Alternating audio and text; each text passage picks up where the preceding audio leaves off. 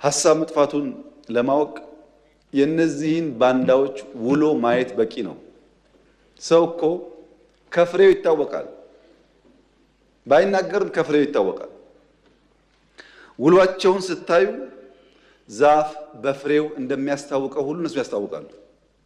ለምሳሌ ፓርቲ የሌለበት ሀገር፣ ምርጫ የሌለበት ሀገር፣ ህገ መንግስት የሌለበት ሀገር፣ ወጣት የሌለበት ሀገር፣ ተስፋ የሌለበት ሀገር ተለጥፎ ለኢትዮጵያ ተስፋ ሊያመጣ የሚችል ሰው የለም። ከማን ነው የሚማረው? የእነሱን ዲሞክራሲ እንዳይል መንግስት አይታወቅ፣ ካቢኔ አይታወቅ፣ ፓርቲ አይታወቅ፣ ህገ መንግስት የለ፣ ምርጫ የለ። እዛ ተለጥፎ ስለ ምርጫ መጠየቅ አይገርምም? ግን ምርጫ የሌለበት ተለጥፎ ስለ ምርጫ መጠየቅ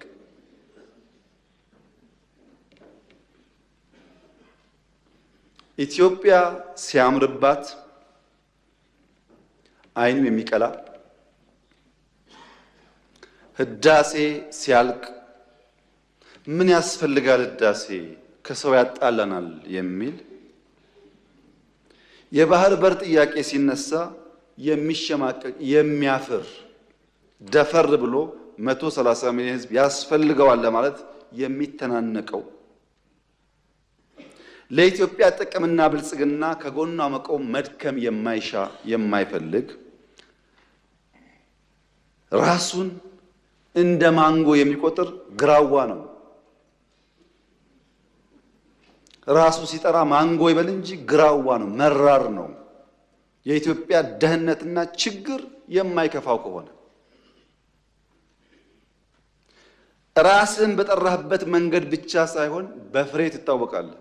እኛ ልክ በፍሬያችን የምንታወቀው ማለት ነው። በከተማ ኮሪደር፣ በገጠር ኮሪደር፣ በስንዴ እርሻ፣ በግሪን ሌጋሲ እንደምንታወቀው አናውቅም ካላችሁ ጠይቁ። ዩኤንን በስንዴ ሸልሞናል፣ በግሪን ሌጋሲ ሸልሞናል።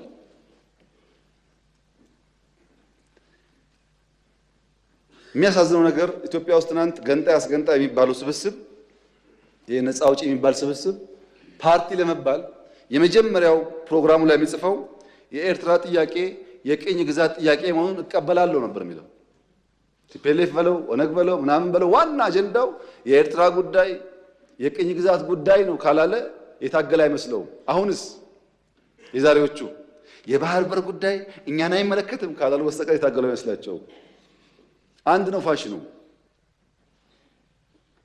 ፋሽኑ አንድ ነው። መማር ግን አልቻሉም። የኢንክሉሲቭ ናሽናል ዲያሎግን በሚመለከት እንደተባለው ከሞላ ጎደል አጀንዳ የማሰባሰብ ስራ ተሰርቷል። ከሞላ ጎደል አጀንዳ መሰብሰብ የጨረሱ ይመስለኛል። ምክክር ይበጃል ያሉ ሰዎች ተወያይተዋል። አይበጅም ያሉ አልተወያዩም። የት ኦሮሚያ ይበጃል ያለ ተወያይተዋል፣ አይበጅም ያለ አልተወያየም። አማራም ሁሉም ጋር እንደዚህ ነው። ሁሉም ሰው አይፈልግም ውይይት፣ የፈለገ ተወያይቷል። በውጭ ሀገርም እንዳያችሁት ውይይት ለማድረግ ተሞክሯል። የሚያሳዝነው ግን አውሮፓ ለንደን ላይ ጥቂት ኢትዮጵያውያንና በርከት ያሉ ኤርትራውያን ምክክሩ አያስፈልግም ብሎ ሰልፍ ወጥቶ ነበር እና ኤርትራውያን በእኛ ጉዳይ ያን ያክል ኮንሰርን ሆነው መውጣታቸውን እያመሰገንኩ ንግግሩ መጀመሪያ ግን በእናንተ ቤት ብትጀምሩት የእኛን ሰልፍ ከማጀብ የእናንተን ቤት ማየት አይሻልም ወይ ማለት ፈልጋለሁ። እና በየቦታው ተመሳስሎ ሙከራዎች ስለሚደረጉ ኢትዮጵያ ካደገች ብሎ የሚሰጉ ሰዎች ደግሞ አሉ። ሀገራት ኢትዮጵያ ኦልሬዲ ትልቅ ናት እኮ። የት ነው የምታድገው? በአፍሪካ ሁለተኛው ትልቁ ፖፑሌሽን እኮ ናት። በዓለም እኮ 10ኛዋ ናት። ትልቅ ናት። በነገራችን ላይ በየዓመቱ ኢትዮጵያ 3 ሚሊዮን ሰው ገደማ ትጨምራለች። በየዓመቱ አንዳንድ ኤርትራ ትጨምራለች። በየዓመቱ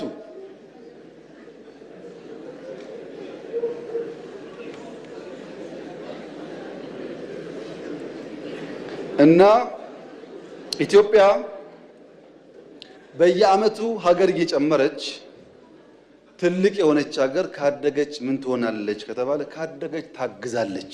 ሌላ የምታደርገው ነገር የለም። ካደገች ትረዳለች። አሁን እኮ እያደረገች ነው። ስንትና ስንት ስደተኛ ተሸክመን የለም እንደዚህ ዛሬ ሳናድግ ይሄ ስጋት ችግር አለበትና የኛ ጎረቤቶች በሰላም መኖር እንደምንፈልግ ማወቅ አለባቸው። ታዲያ ለምንድን ነው ከኤርትራ ጋር የተጀመረው ጉዳይ ፈርለቆ የወጣው ያላችሁ እንደሆነ ፕሪቶሪያ ነው። በወደቡም ስለምን ነበር፣ በልማቱም ስለምን ነበር፣ ስንለማመጥ ነበር፣ በጣም ስንለምን ነበር። ከዛ ነገ ይሆናል ብለን ግን ፕሪቶሪያ ስንፈራረም ትክክል አይደለም፣ ለምን ይቆማል? ቲፒኤልኤፍም ትግራይም ተጠቅልለው ካልጠፉ ቀጠናው ሰላም አያገኝም። እኛ እኮ ህዝባችን ናቸው ልብ ከገዙ እንዲጠፉ አንፈልግም አልንና አቆምን። በዚህ በኩል ማስቀጠል ሲያቅታቸው በዚያ በኩል ጀመሩ። አሁን ዋና ጉዳይ ጭቅጭቅ ውስጥ ግቡ ነው፣ ሳትዋጉ አትቀመጡ ነው። የኛ መልእክት ለኤርትራ መንግስት፣ ኤርትራውያን ወንድሞቻችን ናቸው፣ ከነሱ ጋር ውጊያ አንፈልግም። ለኤርትራ መንግስት ያለ መልእክት አንደኛ ጥይት አስተላላፊ አትሆኑ፣ ሀገር ሁኑ። ወደ ጎረቤት ሀገር ጥይት ማስተላለፍ ጥሩ አይደለም። አባይም ጸባይ ገዝቷል፣ የኛም ሽፍቶች ጸባይ ይገዛሉ እና አንድ ቀን ጥይት ሳመላልስ ብሎ ታሪክ ስለሚናገሩ ጥይት ማቀባበል ቢቀርባችሁ። ስለማናቅ አይደለም፣ እናያችኋለን። ህገወጥ የሰዎች ዝውውር ቢቀር። ተጨናንቀናል። ከተማ ውስጥም እንደምታዩት የሚመጣ ሰው ካለ በህጋዊ መንገድ ቢመጣ፣ ህገወጥ ንግድ ቢቀር፣ ፎርጅድ ብር ቢቀር፣ አሜሪካ አስቀምጣቸው የምትሰሯቸው ብላክ ማርኬት ማሳደግ ቢቀር፣ እንደ ጎረቤት ብንተሳሰብ፣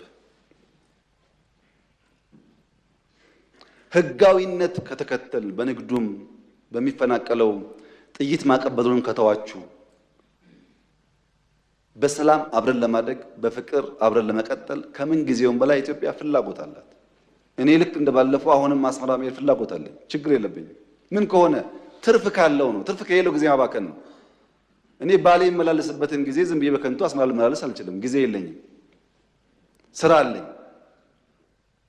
ጦርነት አንፈልግም የምንለው በምክንያት ነው። እኛ እንዳያችሁት የሚያጓጓን ነገር አለ። የ10 ቢሊዮን ብር ኤርፖርት እንገነባለን፣ ብር ነዳጅ ማዳበሪያ እንገነባለን፣ የምናምን ቢሊዮን ብር ቤት እንገነባለን፣ ኮሪደር እንገነባለን። ይሄ ሁሉ የሚያጓጓ ስራ እያለ ሰው ጦርነት ሊያስብ አይችልም። ጦርነት የሚያስብ ስራ የሌለው ብቻ ነው። እኛ የሚያጓጓ የምንተጋለት የምንለፋለት የልማት ስራዎች አሉ።